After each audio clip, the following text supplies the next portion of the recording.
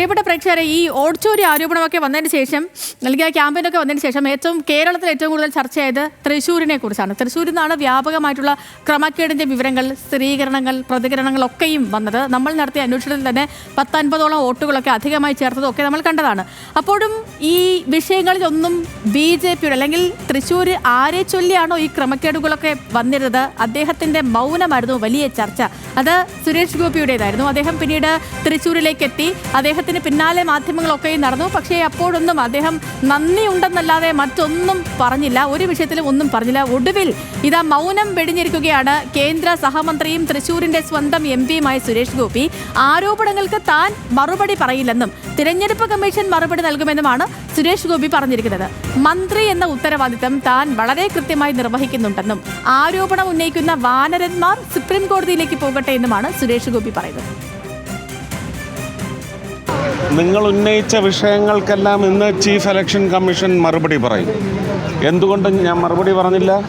മറുപടി പറയേണ്ടത് അവരാണ്. ഞാൻ മന്ത്രിയാണ്.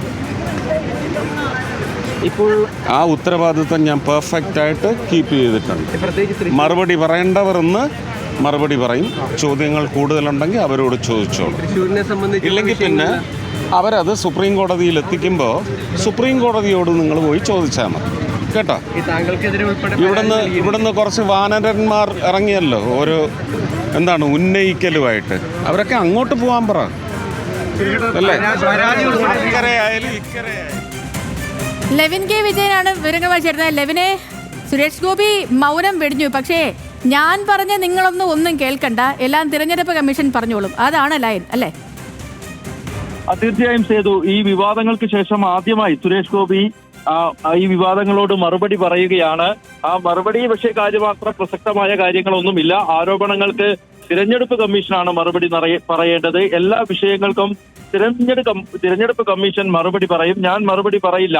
പറയേണ്ടത് അവരാണ്. താൻ മന്ത്രിയാണ്. ആ ഉത്തരവാദിത്വം താൻ കൃത്യമായി നിർവഹിക്കുന്നുണ്ട്. ചോദ്യങ്ങൾ കൂടുതലുണ്ടെങ്കിൽ തിരഞ്ഞെടുപ്പ് കമ്മീഷനോട് ചോദിക്കൂ, അല്ലെങ്കിൽ അവരത് സുപ്രീം കോടതിയിൽ എത്തിക്കുമ്പോൾ സുപ്രീം കോടതിയോട് ചോദിച്ചാൽ മതി, മറുപടി ലഭിക്കും.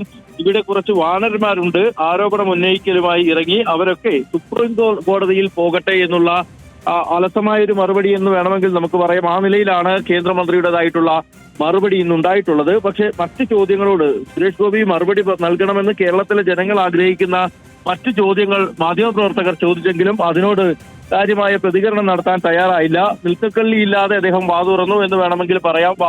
ഈ സംഭവവുമായി ബന്ധപ്പെട്ടുകൊണ്ട് നിരന്തരം മാധ്യമപ്രവർത്തകർ ഓരോ സ്ഥലങ്ങളിലും എത്തി പ്രതികരണം എടുക്കാൻ ശ്രമിച്ചപ്പോഴൊക്കെ ഒഴിഞ്ഞു മാറിയ സുരേഷ് ഗോപി ഈ ഒരു രണ്ട് ചുരുങ്ങിയ വാക്കുകൾ കൊണ്ട് മറുപടി പറഞ്ഞ് അവസാനിപ്പിക്കുകയാണ് ഉണ്ടായിട്ടുള്ളത്. ഏതായാലും സുരേഷ് ഗോപി ഇന്ന് തൃശ്ശൂരിൽ മറ്റൊരു സ്വകാര്യ പരിപാടിയിൽ കൂടി പങ്കെടുക്കുന്നുണ്ട്. അവിടെയും ഒരുപക്ഷെ മാധ്യമപ്രവർത്തകർ ചോദ്യങ്ങളുമായി എന്നുള്ള കാര്യം കണ്ടറിയേണ്ടതാണ്. സുരേഷ് ഗോപി മറുപടി പറയണമെന്ന് ആഗ്രഹിച്ച ജാർഖണ്ഡിലെ കന്യാസ്ത്രീകളുടെ അറസ്റ്റ്, മതന്യൂനപക്ഷങ്ങൾക്കെതിരായ അതിക്രമം, അത്തരമുള്ള വിഷയങ്ങൾ ഇനിയും പറയാൻ ബാക്കിയുണ്ട്. മാത്രമല്ല വോട്ട് ചോരി ആരോപണവുമായി ബന്ധപ്പെട്ടുകൊണ്ട് ഒട്ടേറെ കാര്യങ്ങൾ അദ്ദേഹത്തിന്റെ വായിൽ നിന്ന് കേൾക്കാൻ, കുടുംബാംഗങ്ങളുടെ അടക്കം വോട്ട് തൃശ്ശൂരിൽ എത്തിച്ചതിൽ അന്വേഷണം വേണമെന്ന ആവശ്യം. സുരേഷ് ഗോപി ഒന്നിനും മറുപടി പറഞ്ഞില്ലെങ്കിലും അദ്ദേഹത്തിന്റെ പ്രതികരണം വെച്ചാണെങ്കിൽ ഇപ്പോൾ ഞാൻ കേന്ദ്രമന്ത്രിയാണ്, ഞാനൊരു മന്ത്രിയാണ്, എന്റെ ഉത്തരവാദിത്തം ഒക്കെയും താൻ നിറവേറ്റുന്നുണ്ട്. പക്ഷേ MP ആയി തിരഞ്ഞെടുക്കപ്പെട്ടത് തൃശ്ശൂരിൽ നിന്നാണ് ഈ വ്യാപക ക്രമക്കേട് വരുന്നത്. അപ്പോൾ സ്വാഭാവികമായിട്ടും അദ്ദേഹം ഇതിൽ മൗനം വെടിയേണ്ടതല്ലേ? തീർച്ചയായും ചെയ്തു.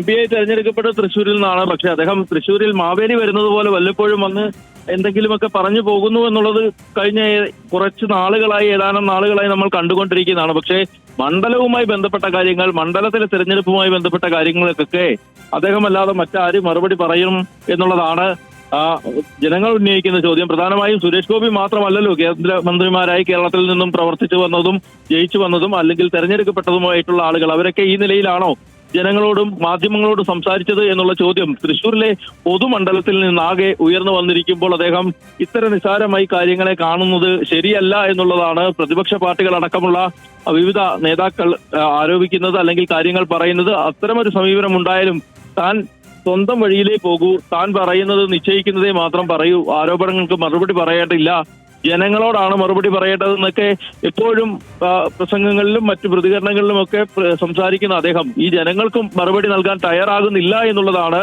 ഇന്നും തൃശ്ശൂരിൽ നിന്ന് കാണാൻ കഴിഞ്ഞിട്ടുള്ളത്. താൻ മന്ത്രിയാണ്, അതുകൊണ്ട് മന്ത്രിയായി എന്നുള്ള നിലയിൽ ഉത്തരവാദിത്തങ്ങളൊക്കെ ഏറ്റെടുത്ത് കൃത്യമായി ചെയ്യുന്നുണ്ട് എന്നുള്ളതാണ് അദ്ദേഹം പറയുന്നത്. പക്ഷേ ബാക്കിയുള്ള കാര്യങ്ങൾ കോടതിയോടും ഇലക്ഷൻ കമ്മീഷനോടും ചോദിക്കൂ, അതല്ലെങ്കിൽ തന്റെ പാർട്ടിയിലുള്ള നേതാക്കളോട് ചോദിക്കൂ എന്നുള്ള മറുപടി. അപ്പോ തനിക്കെതിരെ പലരും പല ആരോപണങ്ങളും ഉന്നയിക്കും, അതെല്ലാം തെളിവുകൾ സഹിതം പുറത്തു വരികയും അതിലെ സ്ഥിരീകരണങ്ങൾ വരികയും ഒക്കെയും ചെയ്യും. പക്ഷേ താനായിട്ടൊന്നും പറയില്ല, എല്ലാം തിരഞ്ഞെടുപ്പ് കമ്മീഷൻ പറയട്ടെ. അങ്ങനെ താൻ പറഞ്ഞ് നിങ്ങളാരും ഒന്നും കേൾക്കണ്ട. അത് തന്നെയാണ് സുരേഷ് ഗോപിയുടെ അപ്പോഴത്തെയും ഇപ്പോഴത്തെയും ഒരു ലൈൻ. അത് തന്നെയാണ് ഇപ്പോഴത്തെ പ്രതികരണങ്ങളിൽ നിന്നും വ്യക്തമാവുകയും ചെയ്യുന്നത്.